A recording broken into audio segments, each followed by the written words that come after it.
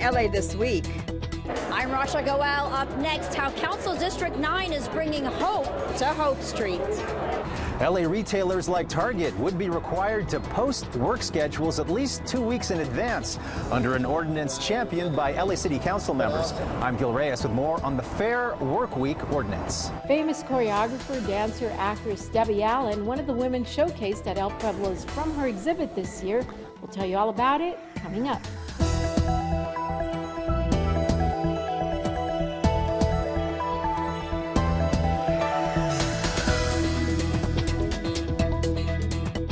Hey everyone, I'm Yana Kay. Here's what's happening in LA this week. Sometimes all you need is a little help to get back on your feet. Bridge housing is one way the city is stepping in to help those experiencing homelessness by providing temporary housing. Rasha Goel has more on a project aimed to create a lasting impact. These renderings depict a bridge home facility, the first one in Council District 9, which will be located between 28th and 29th on Hope Street. This facility serves as a bridge to help those living on the streets to permanent housing. It's going to be an exciting facility that will take some of our homeless neighbors off the streets, providing them with some temporary shelter in a safe and secure location. And they'll have access to services, community services, health, employment, permanent housing. In addition to these temporary facilities, though, we've got almost 500 units of permanent supportive housing in the pipeline. So we're very proud of that, working with a variety of nonprofit and for-profit developers, making these resources available to house a very vulnerable population. Councilman Curran Price recently held an event with several service providers, city and county affiliated, to help educate the community about the facility and available resources. On any given day, we have 40 outreach workers on the streets of South LA, including nurses and mental health clinicians and peers. We have interim housing, meaning that we help stabilize people while they're on their journey to permanent housing. We have a variety of housing subsidy programs to actually move people into permanent housing, benefits assistance, outpatient mental health, outpatient substance use. So we're a multi-service, comprehensive agency. A bridge home will offer beds, showers, mental health services, restrooms, storage facilities, and pet accommodations, as well as around-the-clock on-site care for homeless Angelenos. This is not a place you'll see people lined up waiting for a bed. It's temporary emergency housing where they have storage and on-site security to help keep the streets clean and safe. The mayor envisions a network of one in every district. And so everyone needs to step up to the plate. You know, we have a big homeless population in CD9.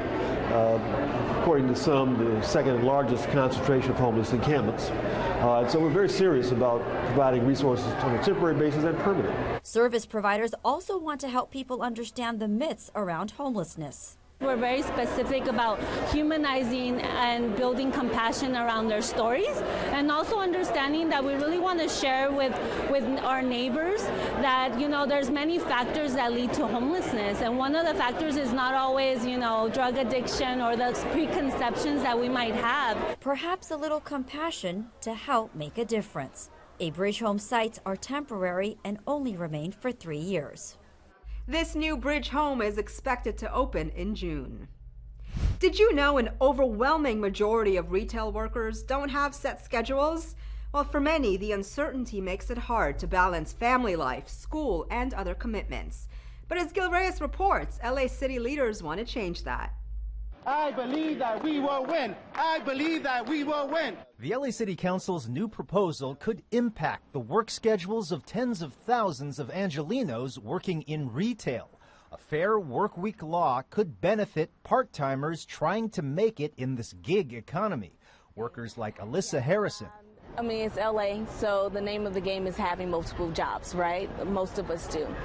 And so with that, it's difficult to juggle an inconsistent schedule. But now a push for more consistency. Councilman Curran Price and Paul Koretz have authored a measure that would make it mandatory for retail to post set work schedules days in advance. Working students could benefit the most. The announcement made at LA Trade Tech College. It's difficult to go to a community college where we are now and with unstable hours fit in classes, and so there's a large drop-off. A lot of people that don't make it in school because of unstable hours. We're just asking for a little advance notice, a little more sensitivity on behalf of the employer, making the lives of the employees easier. LA City Council members hope to pass a law by the end of the year.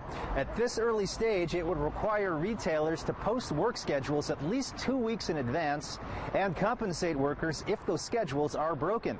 Other cities such as New York, San Francisco, Seattle, and Emeryville have passed similar laws. You can cancel that worker's shift within the 2 weeks, but the worker has to be compensated because that worker's been holding the time on his or her schedule to be able to work that shift. And that time could have been spent working elsewhere. But how do businesses feel? The LA Area Chamber of Commerce says predictive scheduling is often actually restrictive scheduling, imposing a one-size-fits-all system that threatens the flexibility of employees and employers. It can also end up reducing opportunities for seasonal employment and part-time or summer work for students. LA City Council President Herb Wesson responds. We need to have a conversation, employers, workers, and see if we can't come up with a system that works better for all. So this is the beginning of the conversation, not the end. City leaders also hope to craft a law that would allow part-timers to decline hours without fear of retaliation. They sit in closed rooms day after day, writing the dialogue of all your favorite TV and movie stars. And one evening each year, they become the star of the show as their work is recognized during the WGA Awards. Take a look. Welcome to the WGA Awards. We're here on the red carpet. We've got the likes of Sarah Silverman, Jane Lynch, Chelsea Peretti. Check it out. Hey, everybody. Hello. Hi. I have a reservation at Mozza at 7:30, so let's do this thing. Honored to be here at the Whitest Guild, the Writers Guild.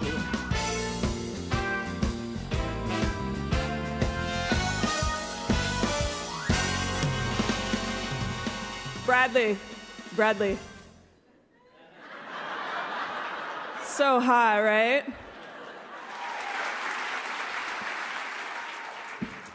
I wish you could all win, but you can't. And the Writers Guild Award goes to Bo Burnham for 8th grade.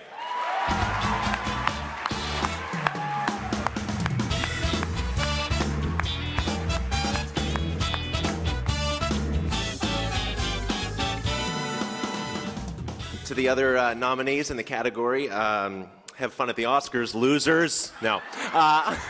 For me, the best part of the creative process was the stuff I was doing right away. I mean, this is obviously wonderful, and I'm very privileged to do all of this, but, the real joy for me is just writing. All right, now. Thank you. This is exactly how I imagined the prom would be. Seriously? Thank you. So, no, you go ahead. No, this is your time, buddy. I mean, this is all you, man. The next category. So you write and you act. Yeah. Which do you enjoy more? Ooh. That's hard, right? That's like asking me if I prefer pizza or French fries, because I like both.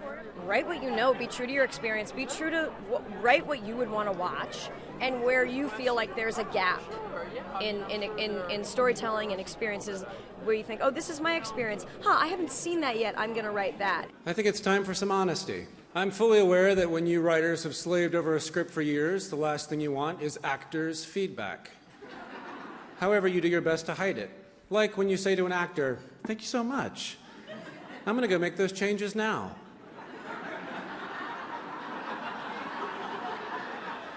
What you really want to say is, "Thank you. I'm killing your character off." He taught me a lot of great things, like, an episode should have a beginning, middle, and end, Bill. And this show was always about celebrating women in science and making STEM fields a little more exciting and a little more approachable. Not being scared to start and to not have it be perfect at first. That's sort of the big thing is for me is like I get really scared about starting a project because I worry about it not already being perfect. And if that's the case, then you're never going to do it.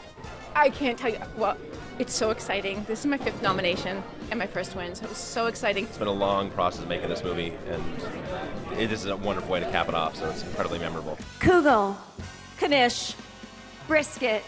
Thank you. Good night.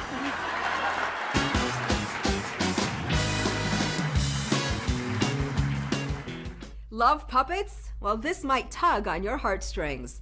We have an exclusive peek inside the all-new Bob Baker Marionette Theater. But first, a look back at the old digs before its expected demolition. Gil Reyes has more. Here's one last look inside LA's original children's theater before everything is cleared out. After 55 years in the Westlake District, the beloved Bob Baker Marionette Theater is moving. We're a whole bunch of dreamers down here, and we want to go big and great. And there was a tremendous opportunity to kind of move this Highland Park Theater, and we took it. So this is light side right over here. So hey, we're going to migrate through these bays. Executive Director Alex Evans shows us all the original coffee can stage lights and other stage equipment. The goal is to move everything out of here by mid-March. And then you'll see over here, so this is our light board. So this is like from RKO. There's rumors this was Liberace's light board kind of back in the day. The theater's founder, Bob Baker, passed away in 2014.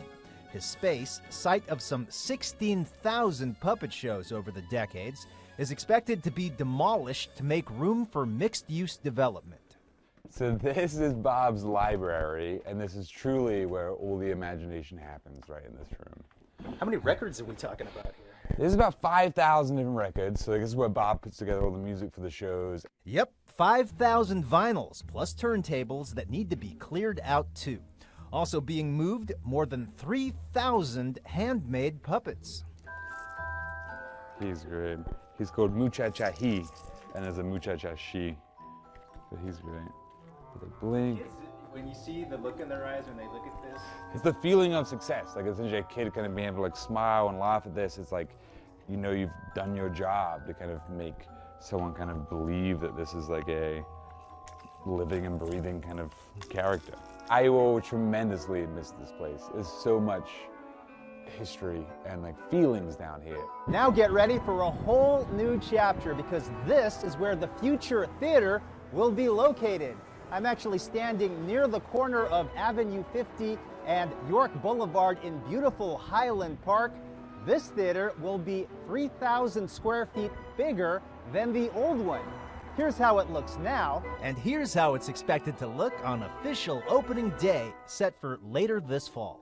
It just fits right in line with what we want to do in building out exhibit space and having classrooms for workshops and post-show experiences. Theater director Winona Bechtel says this new space in Highland Park used to house a church, and before that, a movie theater. The original seats are still here and will remain. In fact, a $1,000 donation gets your name etched on one.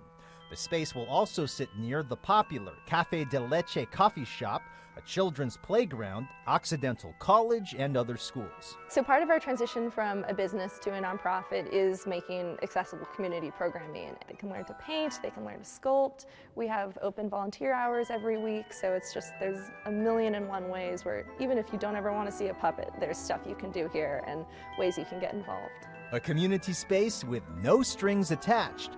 Grand opening for the new Bob Baker Marionette Theater is set for late November. Expect preview shows as early as this summer. Check out programming and other ways to be involved at BobBakerMarionetteTheater.com. Actor Ted Lange, who played the charming bartender Isaac in the hit show The Love Boat, is shaking things up once again with his new play, The Heart of Biddy Mason, bringing together a legendary singer for a special reading and musical performance. Today's event is a special reading of a play called The Heart of Biddy Mason, and we're presenting this event here at the Pico House, the historic Pico House. Today we are celebrating Black History Month, and I wrote a play about a very famous Los Angeles woman that came here with the Mormon Church to help her master. She was a slave in 1850, and her name was Biddy Mason, and she became a very influential force in the city of Los Angeles in the 1800s. The musicians are part of the Barbara Morrison trio, and we got Barbara Morrison here to do Biddy Mason in a musical. So you're going to hear some great singing tonight. I came off the road. I said, what can I do to help my community?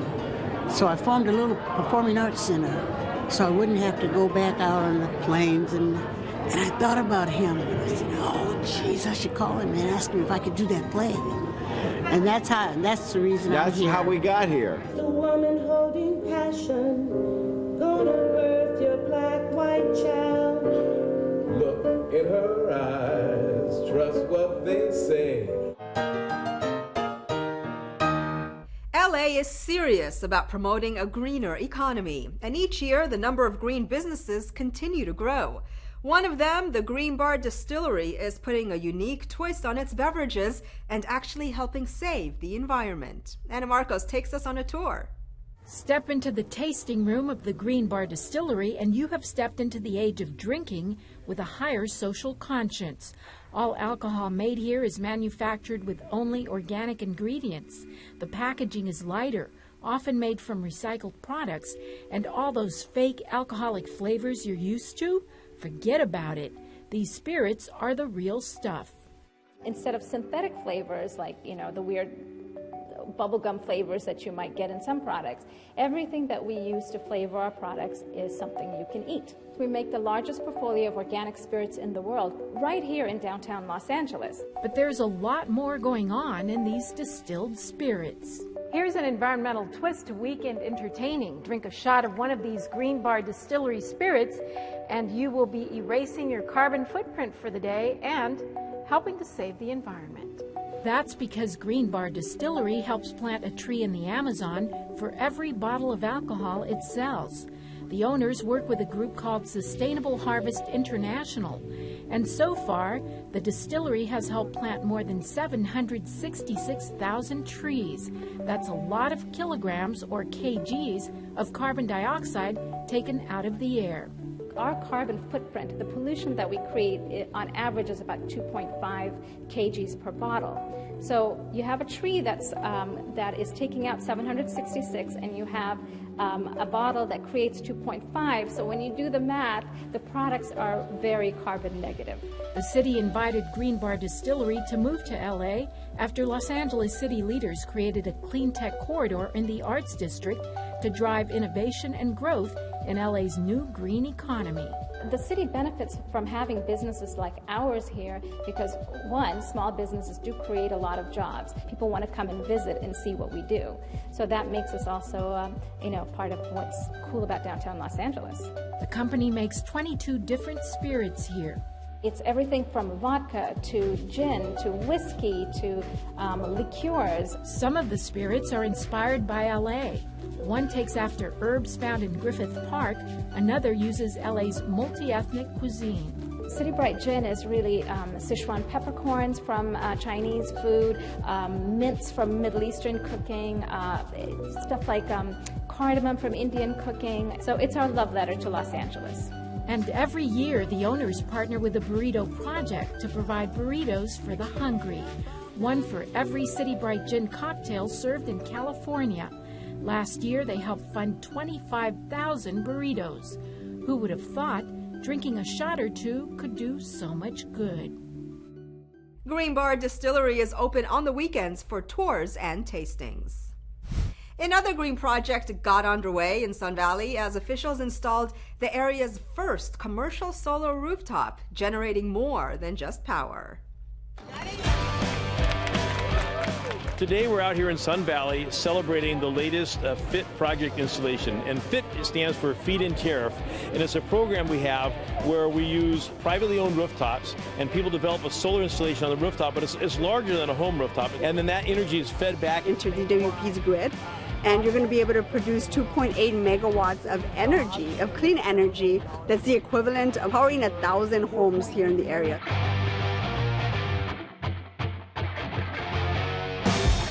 We're mandated by 2045 to be 100% renewable, but we also have goals. Just in the next couple of years, we have to be at 33% renewable. And so besides the large solar installations we have out in the desert, we need solar right here under our feet in LA. We are the center of where the green new jobs are going to come to, and that we're actually going to mitigate some of these old, dirty fields into something good, something positive, and generate good paying jobs for the area.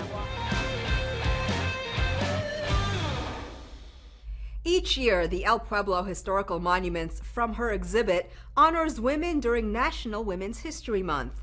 This time around, the exhibit started early to also honor African American heritage. Anna Marcos takes a look at some of the female trailblazers. Some women leave such a mark on history they are honored with a memorial park all their own. In this case, Biddy Mason, a freed slave, midwife, and business owner. She also established the first African Methodist Episcopal Church right here in downtown LA.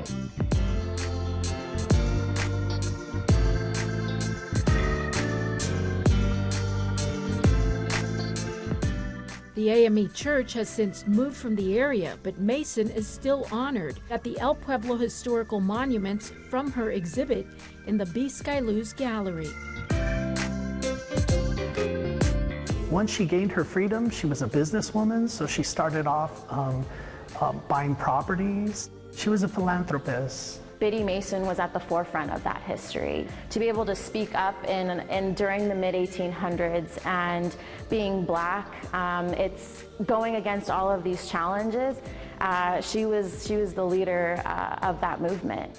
The From Her exhibit features 6 African-American women pioneers, both historic and contemporary. A lot of these women are very successful in sciences, in medicine, in the arts and dance and music. People like scientist Mae Jemison. She was the first African-American woman in space. She was part of the Explorer team and conducted experiments in space. She has a foundation in which she helps young ladies in science, technology, engineering, and math. Then there's choreographer, dancer, actress Debbie Allen, who was in the movie Fame. She also has a very important organization that operates out of South Los Angeles, encouraging young women in dance and the arts. We recognize not only women, but histories that aren't normally in the spotlight, and people that come here are learning something new. Jazz singer Barbara Morrison is not only an honoree here, she did a little honoring herself, playing Biddy Mason in a recent musical. I see that, I see that. And she's also giving back to the younger generation. When young girls see, or even young men, when they see these people and how successful they've been under different trials and tribulations, and it's just very inspiring. The From Her exhibit comes back each year. So far, it's honored women athletes, women in politics, Hispanic women, and African American women. Stay tuned for more inspiring stories next year. The exhibit runs until March 31st. For more information on this and other exhibits and events, visit El Pueblo LA on Facebook or Twitter. More affordable housing begins to take shape in South LA. A special naming ceremony for a special woman and some cool Ice Age fossils are discovered right here in the city. All this in CityBeat. Los Angeles City Councilman Bob Blumenfield dedicated the West Valley Municipal Buildings Community Room in honor of his former District Chief of Staff, Lynn Shaw Hilfenhaus.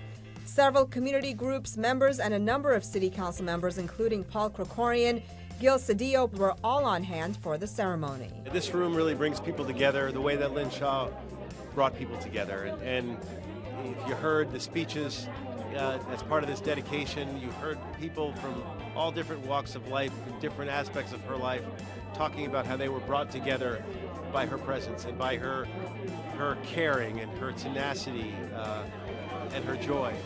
Hollywood Community Housing and Councilmember Karen Price celebrated the groundbreaking of the Florence Mills Apartments. The new affordable housing development is located at 1099 East 35th Street on the corner of Jefferson and Central. This is a long time coming, but it's a kind of exciting project that will benefit not only individual families, but the community at large. Ice Age fossils that were found during excavation work at 3 future metro station sites made their public debut at the La Brea Tar Pits Museum. Officials say workers on the Purple Line extension project have found more than 500 fossils to date. These fossils are from giant ground sloths, bison, and mammoths, including Hayden, the carefully preserved, nearly complete skull of a juvenile Colombian mammoth that was found at the Wilshire La Brea excavation site. Once the project is completed, all of these fossils will go to the Natural History Museum so that others can study them and so that your kids and your kids' kids can enjoy them for many years to come. When it comes to celebrating Mardi Gras, we know not many cities can compare to New Orleans. But here in Los Angeles, we can certainly hold our own. And LA's original farmers market put on quite a party. Mardi Gras is fabulous. It's raining and we're all having fun. We are celebrating our 30th annual Mardi Gras celebration. It's a little wet out here, but we're still having a really good time. This event actually started 30 years ago with our Gumbo Cut Cajun restaurant. It was sort of just a small gathering for all the New Orleans expats living in LA. It is a huge party here at the Farmers Market at 3rd and Fairfax. There's live music everywhere. There's great food. There's people dancing all over the place. You have to get down here now. They're throwing beads out every hour. You keep your clothes on to get the beads, by the way. There was a dog parade earlier, jazz music, food, ice cream, beer, everything. Get down here.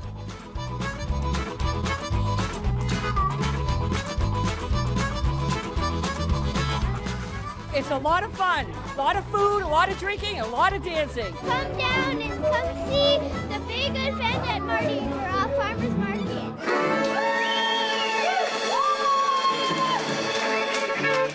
Gather around the piano for a fun-filled evening of music, volunteer your time to distribute groceries, and come out for a yoga class with specially made chai and raffle prizes. All this and things to do. LA's own Hero Theater announces its first annual cabaret, the Hero Song Cycle. Sit back as Hero Theater's acting ensemble performs tunes from shows and movies that everyone from millennials to baby boomers can sing along to. Proceeds will benefit Hero Theater's mentorship program. Stop by Hero Theater's new cabaret, the Hero Song Cycle, happening Friday, March 15th at 8 p.m. The show will be at the Rosenthal Theater of Inner City Arts, located at 720 Kohler Street. For ticket info, visit herotheater.org. Rain or shine, the food pantry at the Islamic Center of Southern California is always working to serve the less fortunate among us. Join fellow volunteers who help distribute fresh, nutritional groceries to Koreatown community members. Volunteers of all ages and backgrounds are welcome. Lend a hand at the food pantry every Saturday from 9 a.m. to 12 noon at 434 South Vermont Avenue. For more information, visit IslamicCenter.com. Los Angeles Yoga Club presents a special Sangha Sunday. LA Yoga Club's founder Erica and Spiro will teach a Ashtanga class for all levels at its beautifully renovated downtown LA studio. Proceeds will benefit Yoga Gives Back. Sangha Sunday is happening March 17th from 9 to noon at the LA Yoga Club located at 1206 Maple Avenue. For details, visit yogagivesback.org. And that's a look at some things to do. That's it for this edition. I'm Yana Kay. From all of us here at LA This Week, thanks for joining us. A reminder that you can catch us online at lacitybeat.org. We're also on Facebook, Twitter, and YouTube. See you next time for more of LA This Week.